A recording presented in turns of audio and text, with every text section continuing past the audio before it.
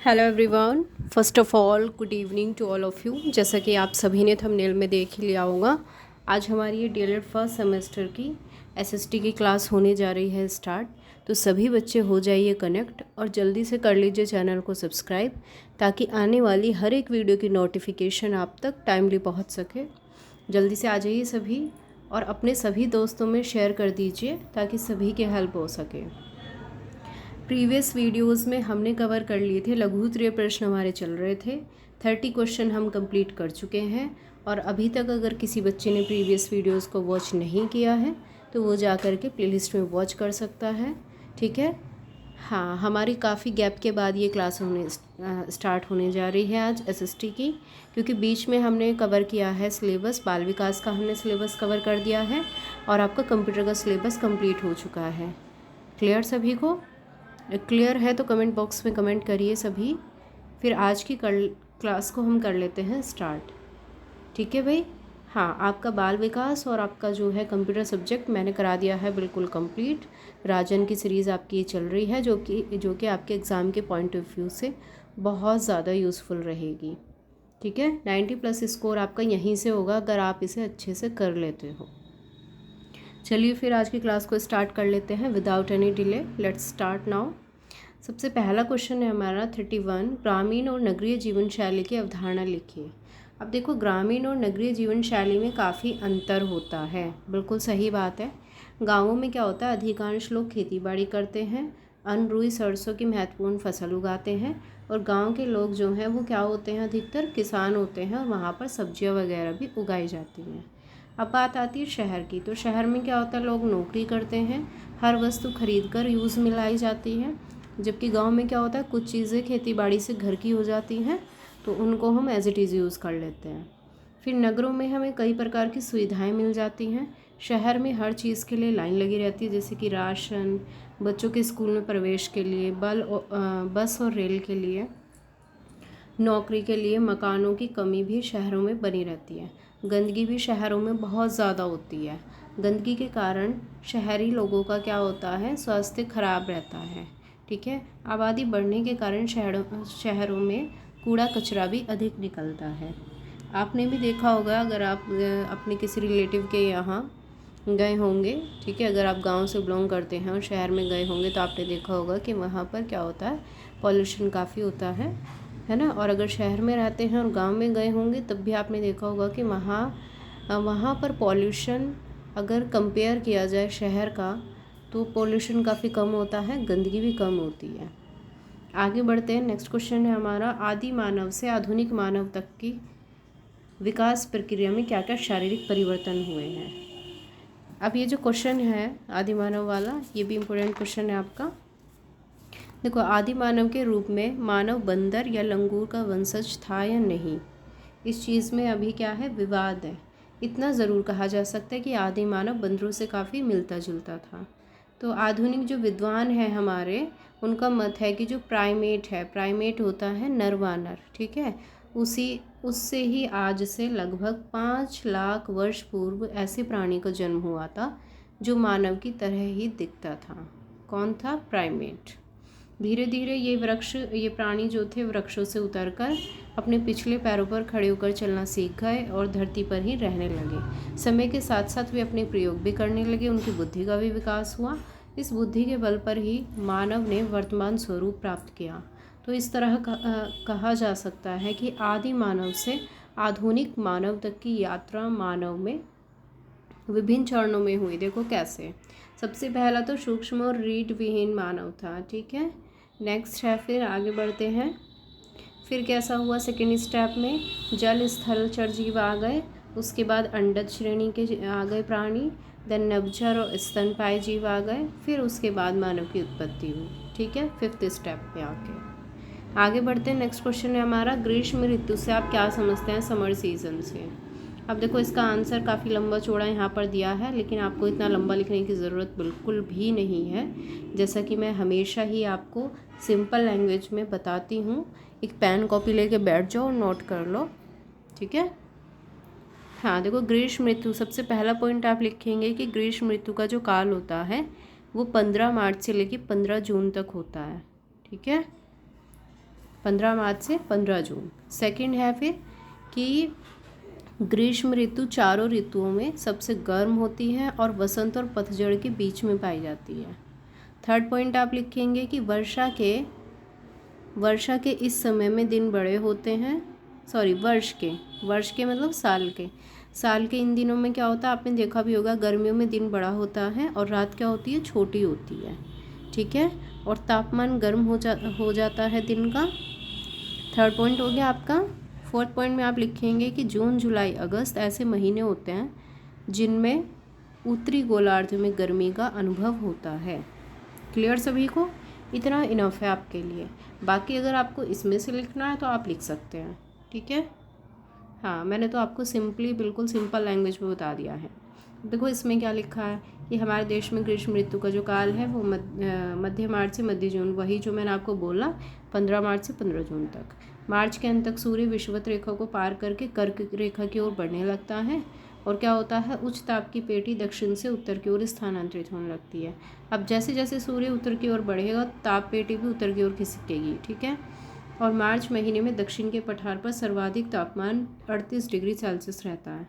अप्रैल में तापपेटी के उत्तर की ओर खिसक जाने से गुजरात और मध्य प्रदेश में तापमान 42 से 43 डिग्री सेल्सियस हो जाता है। जून के महीने में पंजाब, राजस्थान, उत्तर प्रदेश में झुलसाने वाली गर्मी पड़ती है ना, आपने देखा होगा। जून क्या, इवन अब तो अप्रैल में भी काफ़ी गर्मी हो रही है इस टाइम भी, तो जून में तो क्या ही होने वाला है। क्लियर? आगे बढ़ते हैं। फिर इसी समय क्या है, दक्षिण भारत में समुद्र के समकारी प्रभाव के कारण तापमान तुलनात्मक रूप से क्रमशः क्या होता है, कम पाया जाता है दक्षिणी भाग में, ठीक है। इस ऋतु में क्या होता है, तापमान उत्तर से दक्षिण और पश्चिम से पूर्व की ओर क्रमशः घटने लगता है। तापमान की अधिकता के कारण ग्रीष्म ऋतु में देश में वायुदाब न्यून हो जाता है। राजस्थान के मरुस्थलीय प्रदेश से लेकर पूर्व में पटना, छोटा नागपुर के पठारी भाग तक निम्न वायुदाब का क्षेत्र विकसित हो जाता है और इसको हम क्या बोलते हैं, मानसून का न्यून वायुदाब गर्त कहते हैं। क्लियर सभी को? अब इस वायुदाब गर्त के इर्द गिर्द वायु का परिसंचरण होने लगता है। कभी कभी आर्द्रता युक्त पवनें निम्न वायुदाब के निकटवर्ती भागों में खिंच जाती हैं। शुष्क और आर्द्र पवनों के आपसी संपर्क में आने के कारण स्थलीय रूप से प्रचंड तूफान आते हैं और क्या होता है, वहाँ पर पवनों की गति काफ़ी हवा तेज़ी से चलती है, मूसलाधार वर्षा होती है, कभी कभी ओले भी पड़ जाते हैं। इतना लंबा चौड़ा आपको जो है रिमाइंड लिखने की ज़रूरत नहीं है बिल्कुल भी। जैसे मैंने आपको बोला है 5 से 6 लाइन का आप आंसर लिखेंगे। सिलेक्टिव लिखेंगे, सिलेक्टिव पढ़िए, सिलेक्टिव लिखिए और वही चीज़ आपको जो है याद भी रहेगी। क्लियर सभी को? पॉइंट टू पॉइंट लिखिए बिल्कुल। 2 मार्क्स का ही है आपका मैक्सिमम जो आंसर आपको देना है, 2 मार्क्स का है। इतना ज़्यादा लिखने की कोई भी नीड नहीं है। चलिए आगे बढ़ते हैं। नेक्स्ट क्वेश्चन है हमारा क्वेश्चन नंबर नेक्स्ट हम आ गए हैं 34 पर। देशांतर रेखाएं क्या होती है, स्पष्ट कीजिए। अभी देखो इसमें देशांतर रेखाओं के बारे में क्या बताया है। मैं आपको बताती हूँ देशांतर रेखा होती क्या है। सबसे पहली बात, उत्तर से दक्षिण की ओर खींचे जाने वाली रेखा क्या कहलाती है, देशांतर रेखा, ठीक है। ये मान लो ग्लोब है, वही आपका नॉर्थ है, इधर साउथ है, तो उत्तर से दक्षिण की ओर हम जितनी भी रेखाएं खींचेंगे ये सब क्या कहलाएंगी, देशांतर रेखाएं कहलाती हैं, ठीक है। तो उसमें लिख रहा है भूपटल पर पूर्व से पश्चिम की ओर किसी स्थान विशेष के देशांतर का मानक यामी उत्तर से नापी गई दूरी का कोण। ये आपको नहीं लिखना है, मैं आपको बताती हूँ आपको लिखना क्या है इसमें। देखो आपको यहाँ से लिखना है, यह ग्लोब पर उत्तर से दक्षिण की ओर खींची जाने वाली काल्पनिक रेखाएं होती हैं। ये रेखाएं समांतर नहीं होती, ये रेखाएं उत्तर और दक्षिणी ध्रुव का एक बिंदु पर मिल जाती हैं और ध्रुवों से विषुवत रेखा की ओर बढ़ने पर देशांतरों के मध्य की दूरी बढ़ जाती है। क्लियर सभी को? हाँ, और एक पॉइंट आप ये लिख लेंगे, ऊपर का जो पॉइंट है ये वाला, देशांतर रेखा भूमध्य रेखा पर 90 डिग्री का कोण बनाती है और अक्षांश के समान ही देशांतर रेखाओं का जो मापन है वो भी डिग्री, मिनट और सेकंड में किया जाता है। इतना इनफ है। क्लियर सभी को? आगे बढ़ते हैं। अगर आपसे पूछा जाए अक्षांश और देशांतर, वैसे काफ़ी बार पूछा जाता है क्वेश्चन, तो अक्षांश रेखाएं तो होती हैं हमारी पूर्व से पश्चिम की ओर, ठीक है, इस तरीके से होती हैं, और जो देशांतर होती हैं वो होती है इस तरीके से ग्लोब पर। और ये जो पूरा ग्लोब है, अगर ये पूरा जाल कहा जाए तो ये ग्रिड कहलाता है, ग्रिड, ठीक है। हाँ, ग्रिड कहलाता है, ग्रिड। काफ़ी बार क्वेश्चन पूछा जाता है ग्रिड का भी। चलिए आगे बढ़ते हैं। नेक्स्ट क्वेश्चन हमारा क्वेश्चन नंबर 35।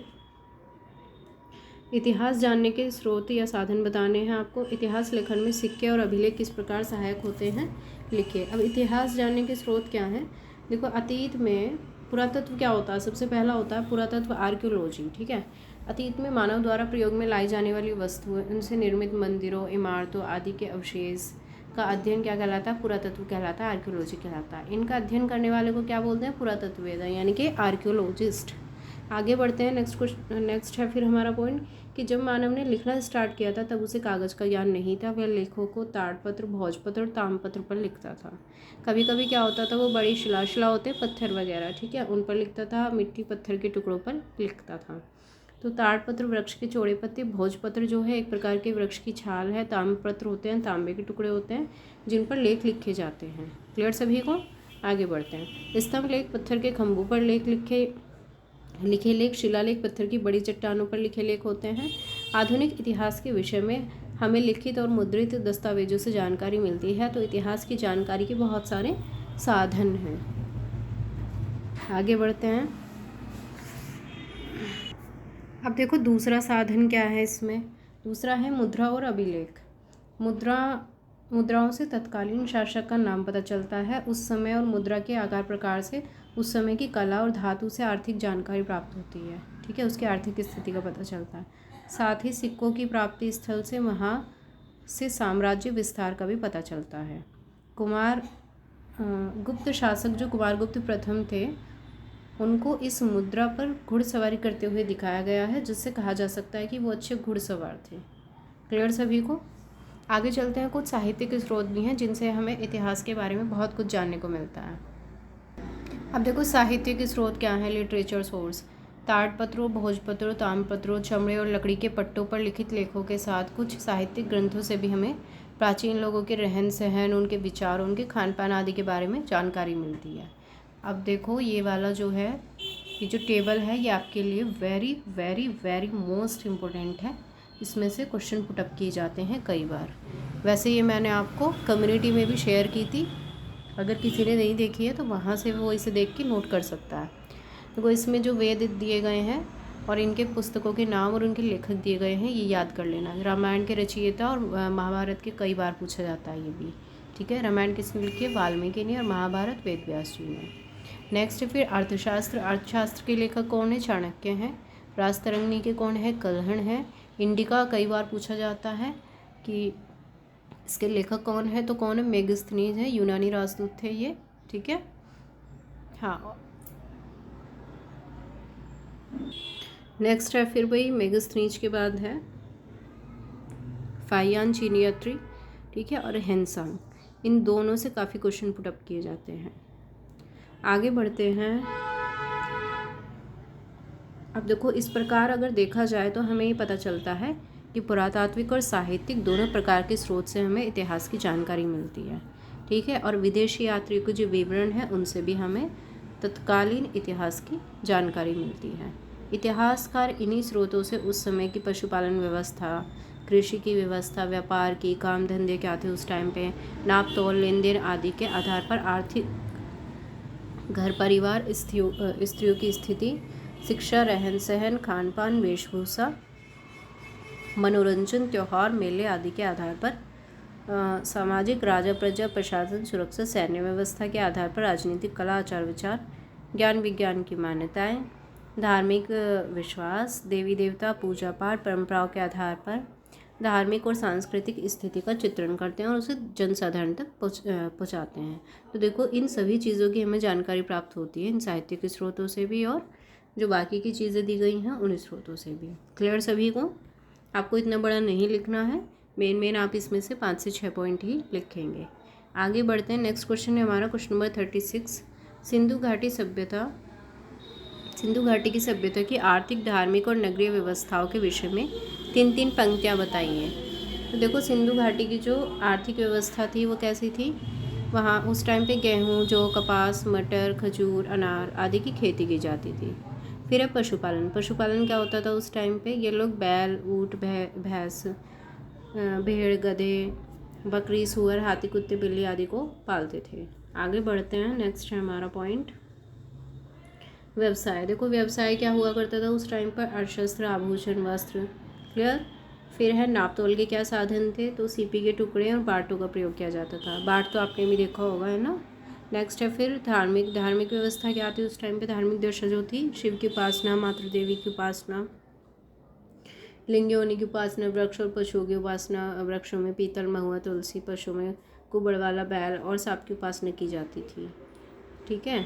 नेक्स्ट है फिर नगरीय व्यवस्था कैसी थी। सिंधु सभ्यता को ही नगरीय सभ्यता कहते हैं। सिंधु जो है वो एक सिटी हुआ करता था, क्योंकि यहाँ के जो नगरों का निर्माण था वो सुनियोजित ढंग से किया गया था। सड़कें लंबी चौड़ी थी और एक दूसरे को समकोण पर काटती थी। नगर आधुनिक व्यावसायिक शैली पर निर्मित थे। भवन निर्माण कैसा था। सड़क और गलियों को दोनों और भवनों का निर्माण एक पंक्ति में कच्ची पक्की ईंटों के द्वारा किया जाता था। भवन में रसोई घर, स्नान घर, आंगन, शौचालयों का निर्माण किया जाता था। फिर है सार्वजनिक स्नानागार। ये पूछा जाता है क्वेश्चन कि स्नानागार जो है कौन सी सभ्यता में मिले हैं। अब उत्खनन के मोहनजोदड़ो से सर्वाधिक विशाल सार्वजनिक स्नानागार प्राप्त हुआ है। यहाँ तक क्लियर सभी को भाई। अगर क्लियर है तो कमेंट बॉक्स में फीडबैक ज़रूर देना। देखो मैं आपको जल्दी जल्दी कोर्स इसलिए करा रही हूँ, हो सकता है किसी बच्चे को अगर स्पीड ज़्यादा लग रही है तो आप मुझे बता सकते हैं, नहीं तो आप क्या कर सकते हैं, वीडियो को कम स्पीड पे देख सकते हैं। ठीक है, हाँ, कम स्पीड पे जाके देख सकते हैं। और अगर किसी को स्पीड लग रही है कम तो वो स्पीड बढ़ा के देख सकता है। क्लियर सभी को। अगर क्वालिटी में कोई दिक्कत है तो क्वालिटी को इम्प्रूव कर लेना भाई, 480 पे कर लेना, 720 पर कर लेना। क्लियर। हाँ देखो, हर किसी का अपना पेस ऑफ लर्निंग होता है, सभी बच्चे का, है ना। हर बच्चा जो है, कोई फास्ट पढ़ना पसंद करता है तो कोई थोड़ा स्लो पढ़ता है। वो सब आप अपने लिए एडजस्ट कर लेंगे खुद। मेरा काम है आपका सिलेबस टाइमली कवर कराना, आपको पूरी तरीके से गाइड करना, और पूरा हमारा जो टारगेट है वो है 90+ का। ठीक है, चलिए आगे बढ़ते हैं। नेक्स्ट क्वेश्चन है हमारा क्वेश्चन नंबर 37। सिंधु घाटी के शहरों की 2 विशेषताएं बताइए। अब देखो 2 विशेषताएं पूछी हैं, कौन कौन सी, कोई भी बता सकते हैं आप। एक तो खुदाई करने पर शहरों में कई प्रकार की बड़ी बड़ी इमारतें मिली और कई जगह 2 मंजिला घर भी थे, अमीरों की कोठियाँ थी और गरीब कारीगरों के छोटे छोटे घर थे। दूसरी विशेषता क्या है, शहर की सड़कें गांव की गलियों की तरह टेढ़ी मेढ़ी नहीं थी, बिल्कुल सीधी सादी थी। पूरा शहर जाल के जैसे व्यवस्थित था। सड़कों के किनारे पक्की नालियाँ बनी थी, प्रत्येक घर की नाली बड़े नालों से मिल जाती थी। आगे बढ़ते हैं। Next question number 38।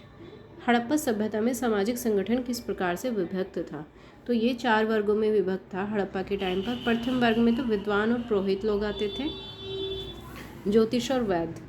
द्वितीय वर्ग में योद्धा, सैनिक, राज के पदाधिकारी। तृतीय में आते थे व्यापारिक, उद्योगपति, और चतुर्थ वर्ग में आते थे श्रमिक, नौकर चाकर वगैरह। क्लियर सभी को। आगे बढ़ते हैं। नेक्स्ट क्वेश्चन है हमारा क्वेश्चन नंबर 39। मिस्र की सभ्यता को नील नदी का वरदान क्यों कहा जाता है। ये भी very very very important question है, मिस्र सभ्यता। ठीक है, चलिए देखते हैं इसमें क्या लिखा है। मिस्र की सभ्यता को नील नदी का वरदान इसलिए कहा जाता है क्योंकि नील नदी घाटी की परिस्थितियों के अनुकूल ढलने की क्षमता से आंशिक रूप से प्रभावित थी। ठीक है, जो नील नदी घाटी की परिस्थितियों के अनुकूल ढलने की क्षमता से आंशिक रूप से प्रभावित थी। इस उपजाऊ घाटी में उम्मीद के मुताबिक बाढ़ और नियंत्रित सिंचाई के कारण आवश्यकता से अधिक फसल होती थी। ठीक है, और जिसने सामाजिक विकास और संस्कृति को बढ़ा दिया था। संसाधनों की अधिकता के कारण प्रशासन ने घाटी और आसपास के रेगिस्तानी क्षेत्रों में खनिज दोहन, एक स्वतंत्र लेखन प्रणाली के प्रारंभिक विकास, सामूहिक निर्माण, कृषि परियोजनाओं का संगठन, आसपास के क्षेत्रों के साथ व्यापार, विदेशी दुश्मनों को हराने और मिस्र के प्रभुत्व को मजबूत करने का इरादा उस सेना ने प्रायोजित किया था। ठीक है, तो मेनली क्वेश्चन हमारा है कि मिस्र की सभ्यता को नील नदी का वरदान क्यों कहते हैं। तो क्यों कहते हैं, क्योंकि नील नदी की घाटी की परिस्थितियों के अनुकूल ढलने की जो क्षमता थी वो कहीं ना कहीं इससे प्रभावित थी आंशिक रूप से। ठीक है, किसकी सभ्यता, कौन सी सभ्यता थी इससे प्रभावित, मिस्र की सभ्यता। किससे, नील नदी से। क्लियर सभी को यहाँ तक। अगर क्लियर है तो भाई कमेंट बॉक्स में कमेंट करके ज़रूर बताना, फीडबैक ज़रूर देना। आगे बढ़ते हैं। फिर नेक्स्ट क्वेश्चन है हमारा अक्षांश रेखाओं से आप क्या समझते हैं। देखो मैंने अभी बताया था ना आपको, अभी देशांतर वाला हमारा जो क्वेश्चन आया था। ठीक है, देशांतर और अक्षांश आता है ये। तो मैंने क्या बताया था आपको, कमेंट बॉक्स में बताइए सभी बच्चे। देशांतर रेखाओं के बारे में मैंने आपको अपनी तरफ से बताया था कुछ। मैंने बताया था कि उत्तर से दक्षिण की ओर, ये जैसे हमारा ग्लोब है, ये इधर नॉर्थ हो गया, इधर साउथ हो गया, उत्तर से दक्षिण की ओर जो रेखाएं, वेट अ सेकेंड, उत्तर से दक्षिण की ओर जो रेखाएं खींची जाती हैं इस तरीके से, उनको क्या बोलते हैं हम, देशांतर रेखाएं। ठीक है।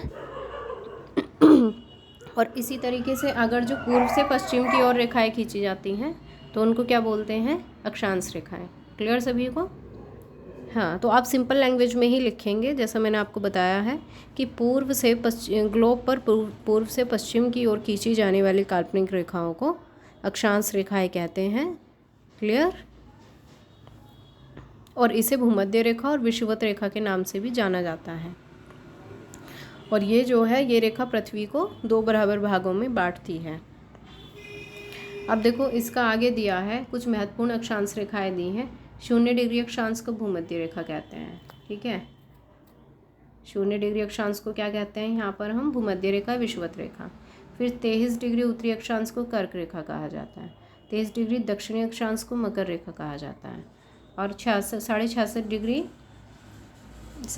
डिग्री उत्तरी अक्षांश को आर्कटिक कहा जाता है। 66.5 डिग्री अक्षांश को अंटार्कटिका व्रत कहा जाता है। अब देखो कैसे होता है ये डिस्ट्रीब्यूशन पूरा, मैं आपको बताती हूँ बना के ग्लोब पर।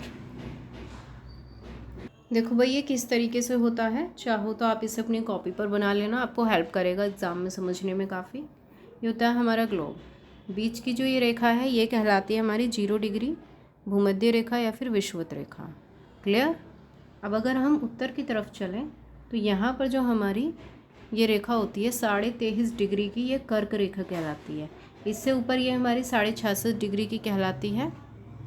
कौन सी रेखा कहलाएगी बताइए उत्तर में 66.5 डिग्री की? क्या बोलते हैं, आर्कटिक रेखा। ठीक है, आर्कटिक। और 66.5 डिग्री अगर हम जाते हैं दक्षिण की तरफ तो कौन सी होगी, अंटार्कटिका। क्लियर? और ऐसे ही यहाँ पर 23.5 डिग्री जो साउथ में होती है तो वो कौन सी होती है, मकर रेखा। ये कर्क रेखा है, ये मकर है, यहाँ पर हमारी आर्कटिक है और नीचे है अंटार्कटिका। क्लियर सभी को? अगर क्लियर है तो कमेंट बॉक्स में कमेंट करके ज़रूर बताना अगर आपको क्लास अच्छी लग रही है। चलिए भाई, फिर आज हम यहीं तक रहने देते हैं। 40 तक के क्वेश्चन हमारे हो गए हैं कवर। अब हमारी पूरी कोशिश रहेगी, जैसा कि मैंने आपको बताया है कि हमारा बाल विकास और कंप्यूटर तो कंप्लीट हो चुका है। तो सेकंड जो हमारा टारगेट है वो SST और साइंस को कंप्लीट करने का है। क्लियर सभी को? तो सभी बच्चे चैनल को ज़रूर सब्सक्राइब कर लेना ताकि आने वाली हर एक वीडियो की नोटिफिकेशन आपको टाइमली मिल सके। चलिए फिर मिलते हैं नेक्स्ट वीडियो में। और अगर किसी बच्चे को कोई क्वेरी है, कोई प्रॉब्लम है किसी भी चीज़ में, अगर TLM के बारे में या फिर उसको फाइल के असाइनमेंट के बारे में कुछ पूछना है तो भी आप मुझसे कमेंट बॉक्स में कमेंट करके पूछ सकते हैं। चलिए फिर मिलते हैं नेक्स्ट क्लास में। तब तक के लिए सभी को मेरी तरफ से गॉड ब्लेस यू। सब पढ़ते रहिए, खुश रहिए, मस्त रहिए। Bye bye, thank you so much.